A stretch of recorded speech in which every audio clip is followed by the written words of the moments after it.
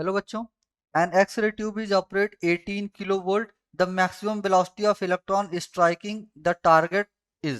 अच्छा, यानी कि यहाँ कह रहे हैं कि ये अपना क्या है, यहाँ पे है ना टारगेट मटेरियल है।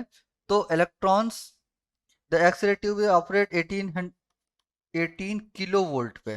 Okay okay, and the maximum velocity of electron striking the target, यानी कि कितना पे इनको इलेक्ट्रॉन को कितने 18 किलो वोल्ट से एक्सीलरेट किया जाता है। तो बताइए कि इलेक्ट्रॉन्स किस स्पीड से यहाँ मेटल पे क्या करेंगे, टारगेट पे स्ट्राइक करेंगे। तो अब लगा लीजिए कि जितना इसको, जिस काइनेटिक एनर्जी के साथ क्या किया जाता है, इसको एक्सीलरेट किया जाता है, वो टोटल काइनेटिक एनर्जी किसमें बदल जाती है, इसके काइनेटिक एनर्जी टोटल एनर्जी किसकी बदल जाती है, इसकी काइनेटिक एनर्जी में। तो इसको किसका एनर्जी से एक्सीलरेट किया गया, ई वी एस से। ये बराबर किसके हो जाएगा, हाफ एम वी स्क्वायर के।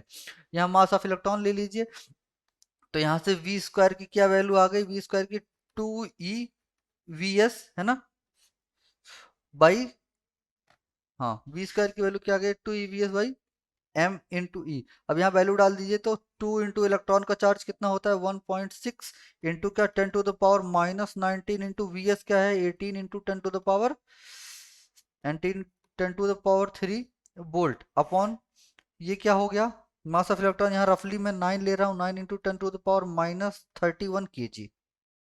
ओके ना, ये किसकी वैल्यू हो गई, ये हो गई वी स्क्वायर की वैल्यू, है ना।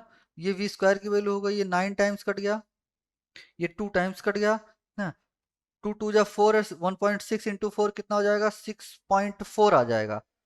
ठीक है ना, 6.4। और इसको जब आप करेंगे पावर सॉल्व, तो ये क्या होगा, 10 टू द पावर 14 आ जाएगा, है ना। तो अब वी स्क्वायर की वैल्यू इतनी, तो वी की वैल्यू कितनी आ जाएगी, बेसिकली ये 15 आएगा, है ना। तो बेसिकली जो वी की वैल्यू आएगी वो आ जाएगी अपनी कितनी, 8 into 10 to the power 7 metre पर सेकंड, जो कि अपना कौन सा ऑप्शन है, ए। तो फाइनल आंसर इज ए।